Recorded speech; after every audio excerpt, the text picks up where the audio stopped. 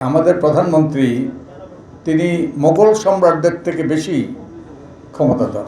যত বল প্রয়োগ দরকার, যত প্রাণ নেওয়া দরকার তিনি নিতে বদ্ধপরিকর ছিলেন, কারণ তিনি ক্ষমতা টিকে থাকতে চেয়েছেন। কিন্তু আমরা যদি ফিরে তাকাই, শেখ হাসিনা কিন্তু নির্বাচনের মধ্যে দিয়ে কিন্তু ক্ষমতায় এসেছিলেন, তাই না? মনে আছে? এবং বিরাট ভূমিধস বিজয় নিয়ে, যদিও সেই নির্বাচন নিয়ে প্রশ্ন আছে। তো কিন্তু শেখ হাসিনা কিন্তু ট্যাঙ্কে চড়ে আসে নাই, শেখ হাসিনা কিন্তু উর্দিপরে আসে নাই, শেখ হাসিনা এসে কিন্তু সংবিধান বাতিলও করে নাই।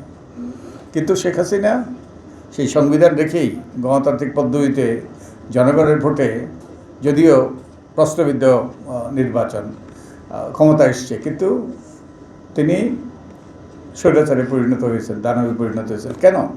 আমাদের ভবিষ্যতেও যদি আবারও দানবের আবির্ভাব যদি ঠেকাইতে হয়, তাহলে কিন্তু আমাদের উপলব্ধি করতে হবে, আমাদের চিন্তা চেতনা সুস্পষ্ট হইতে হবে যে কেন, কিভাবে শেখ হাসিনা স্বৈরাচারে পরিণত হইলেন, কিভাবে তিনি এরকম নৃশংস দানবে পরিণত হইলেন, এবং পদ্ধতি, প্রক্রিয়া এবং প্রতিষ্ঠান, সেটা কিন্তু স্বৈরাচার সৃষ্টির ব্যাপারে সহায়ক ছিল। বান্ডেল থাকলে প্রতি সেনমানিতে টাকা বাঁচবে। বিকাশ সেনমানি বান্ডেল কিনে জিতুন প্রতি লেনদেনে। ৭৫-এর যখন চতুর্থ সংশোধনী হয়, মনে আছে? কারো মনে আছে, আর কেউ তখন হয়তো জন্মও হয়নি। তখন ৭৫-এ যখন সেই চতুর্থ সংশোধনী হয়, তখন সব ক্ষমতা এক ব্যক্তির হাতে দেওয়া হয়েছে।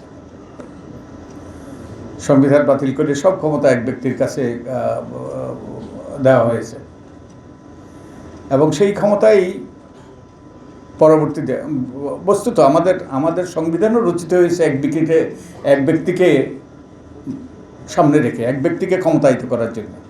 ঠিক সেই ব্যক্তিকে সর্বময় ক্ষমতা দেওয়া হয়েছে চতুর্থ সংশোধনীর মাধ্যমে। তারপরে যখন দ্বাদশ সংশোধনী হলো 1991 সালে, 3 জোটের রূপরেখার সেই অঙ্গীকারের প্রেক্ষিতে, সেই একই ক্ষমতা কিন্তু দেওয়া হলো প্রধানমন্ত্রীকে। প্রেসিডেন্টের ক্ষমতা, প্রধানমন্ত্রীর ক্ষমতা, একচ্ছত্র আধিপত্য, সব কিছু দেওয়া হলো এক ব্যক্তির হাতে। এবং প্রয়াত আমাদের সাবেক তত্ত্বাবধায়ক সরকারের, তিনি তত্ত্বাবধায়ক সরকারের উপদেষ্টা ছিলেন প্রয়াত আকবর আলী খান। আকবর আলী খান বলেছিলেন যে আমাদের প্রধানমন্ত্রী তিনি মোগল সম্রাটদের থেকে বেশি ক্ষমতাধর।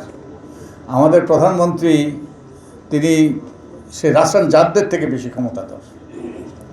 তো এখন এই যে পদ্ধতি, প্রক্রিয়া, প্রতিষ্ঠান, এই প্রতিষ্ঠানে যে কোনো ব্যক্তি অধিষ্ঠিত হয়, যে কোনো ব্যক্তি ক্ষমতায় যায়, তারই কিন্তু স্বৈরাচারে পরিণত হওয়া,